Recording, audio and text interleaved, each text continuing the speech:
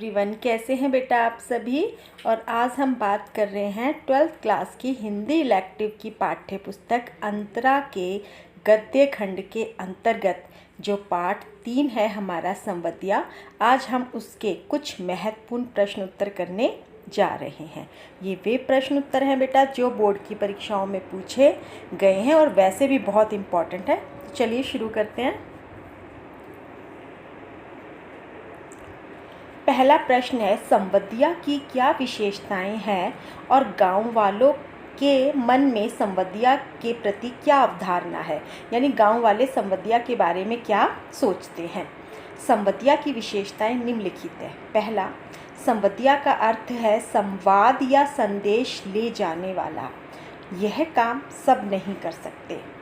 संवदिया गुप्त समाचार को इस प्रकार ले जाता है कि पक्षी तक को उसके बारे में पता नहीं चलता। संवदिया को संवाद का प्रत्येक शब्द याद रखना पड़ता है। संवदिया संवाद को उसी लहजे और सुर में सुनाता है जैसे उसे सुनाया जाता है। संवदिया के बारे में गांव वालों की धारणा क्या है। गांव वालों को लगता है कि संवदिया वही बन सकता है जो कामचोर है, निठल्ला है और पेटू किस्म का आदमी होता है। दूसरा, वह औरतों की गुलामी करता है। तीसरा, वह बिना मजदूरी लिए काम करता है। अगला प्रश्न है, बड़ी बहुरिया का संवाद सुनाते समय संवदिया की आंखों में आंसू क्यों आ गए। बड़ी बहुरिया का संवाद सुनते समय संवदिया की आंखों में आंसू आ गए क्योंकि वह बड़ी बहुरिया की दशा, पीड़ा व वेदना को समझ रहा था जिससे उसे पीड़ा हो रही थी। दूसरा पॉइंट है, बड़ी बहुरिया के लिए कुछ ना कर पाने का अपराध बोध। तीसरा, भावुकता और संवेदनशीलता के कारण। चौथा, बड़ी बहुरिया के वैभवपूर्ण अतीत की स्मृतियों को याद करके उसकी आंखों में आंसू आ गए। अगला प्रश्न है, संवदिया पाठ में बड़ी बहुरिया ने अपने मायके क्या संदेश भेजा। संवदिया पाठ में बड़ी बहुरिया ने अपने मायके में यह संदेश भेजा था।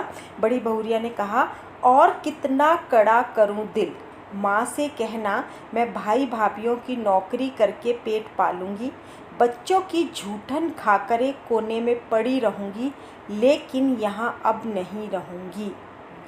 कहना, यदि माँ मुझे यहाँ से नहीं ले जाएगी तो किसी दिन गले में घड़ा बांधकर पोखरे में यानी तालाब में डूब मरूंगी। बथुआ साग खाकर कब तक जियो, किस लिए, किसके लिए। यानी यह वह संवाद था जो बड़ी बहुरिया अपने मायके पहुँचाना चाहती थी। बड़ी बहुरिया का संवाद हरगोबिंद सुना सकने में असमर्थ था। कथन के माध्यम से हरगोबिंद की तत्कालीन स्थिति की विवेचना कीजिए। वह सोच रहा था कि मेरे संवाद से यह लोग बड़ी बहुरिया को अपने यहाँ ले जाएंगे। बड़ी बहुरिया गांव की लक्ष्मी है और यदि गांव की लक्ष्मी ही चली जाएगी तो वहाँ क्या रह जाएगा। बूढ़ी माता को बड़ी बहुरिया की दशा बताकर दुखी नहीं करना चाहता था। चौथा है, बड़ी बहुरिया भाई भाभियों की नौकरी कैसे कर पाएगी। वह की कर्तव्य विमूढ़ व भावुक हो गया। की कर्तव्य विमूढ़ का मतलब होता है कि क्या करूं और क्या ना करूं। अब बड़ी बहुरिया का जो संवाद था वो उसे उसके मायके में सुनाना था, लेकिन वह उसे सुना पाने में असमर्थ था। तो वह यह सोचकर कि बड़ी बहुरिया यहाँ से चली जाएगी या उनकी दशा बताकर वह उन्हें दुखी नहीं करना चाहता था। उसे लगता था इससे गांव की बदनामी भी होगी कि बड़ी बहुरिया जो गांव की लक्ष्मी है वो किस तरह से वहाँ पर दुखी जीवन बिता रही है। इसलिए वह यह संवाद सुना पाने में असमर्थ हो रहा था। अगला प्रश्न है, बड़ी बहुरिया के संवाद का प्रत्येक शब्द हरगोबिंद के मन में कांटे की तरह क्यों चुभ रहा था। संवदिया पाठ के आधार पर लिखिए। बड़ी बहुरिया ने जो संवाद यानी जो संदेश हरगोबिंद को सुनाया वो हरगोबिंद के मन में कांटे की तरह चुभ रहा था क्योंकि हरगोबिंद एक संवेदनशील इंसान था। वह बड़ी बहुरिया की समृद्धि से विपन्नता यानी गरीबी तक का गवाह था।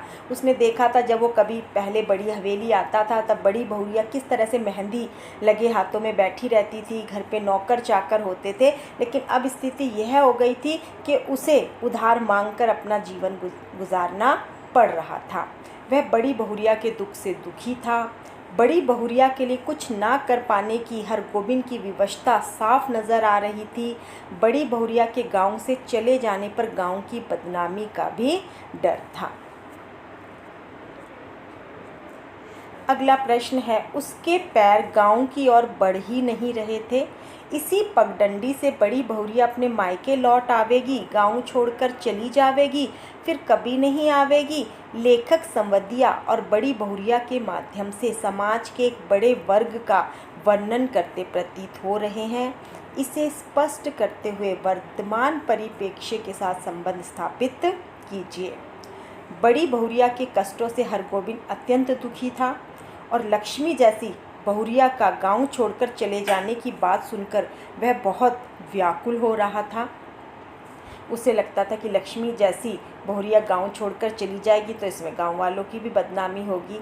संवदिया और बड़ी बहुरिया के माध्यम से समाज के एक बड़े वर्ग के साथ संबंध, वर्तमान में बुजुर्गों और असहाय लोगों के प्रति कर्तव्य बोध का अभाव दिखाई पड़ता है। लोगों में संवदिया जैसी संवेदना का होना आवश्यक है। जैसे कि हम देखते हैं बेटा, आज के समाज में जो बड़े बुजुर्ग लोग हैं, असहाय लोग हैं, हम उनकी और अपने कर्तव्य बोध से परिचित नहीं हो पाते हैं, तो इसलिए हमें अपने उस कर्तव्य के प्रति, उस जो हमारा कर्तव्य हमें उसको पूरा करना चाहिए, यही लेखक हमें बताना चाहता है। अगला प्रश्न है, बड़ी बहुरिया अपने मायके संदेश क्यों भेजना चाहती थी? बड़ी बहुरिया अपने मायके संदेश भेजना चाहती थी क्योंकि पति की मौत और देवर देवरानियों के शहर बस जाने के बाद उसके जीवन में अकेलापन आ गया था। बड़ी बहुरिया की आर्थिक स्थिति इतनी खराब हो चली थी कि वह अपना गुजारा उधार लेकर ही चला रही थी। घोर निर्धनता और अभाव के कारण बथुआ साग खाने को विवश थी। अपने आर्थिक दुख के कारण वह अपने मायके हरगोबिंद के हाथों संदेश भेजना चाहती थी। अगला प्रश्न है, जलालगढ़ पहुंचने के बाद बड़ी बहुरिया के सामने हरगोबिंद ने क्या संकल्प लिया? इससे उसकी कौन सी विशेषता उद्घाटित होती है? जलालगढ़ पहुंचने के बाद बड़ी बहुरिया के सामने हरगोबिंद ने यह संकल्प लिया कि अब वह उसे कोई कष्ट नहीं होने देगा। अब बड़ी बहुरिया का वह सारा काम करेगा। बड़ी बहुरिया उसकी माँ है, सारे गांव की माँ है। अब उसे गांव छोड़कर जाने की आवश्यकता नहीं है। इस भाव से हरगोबिंद की कर्तव्य निष्ठा और स्वामी भक्ति की भावना उद्घाटित होती है, जो उसके चरित्र को और अधिक मजबूत बनाती है। तो ये था बेटा आपके संवदिया पाठ के कुछ महत्वपूर्ण प्रश्न उत्तर। उम्मीद करती हूँ यह वीडियो आपके लिए काफ़ी हेल्पफुल रहेगी। धन्यवाद।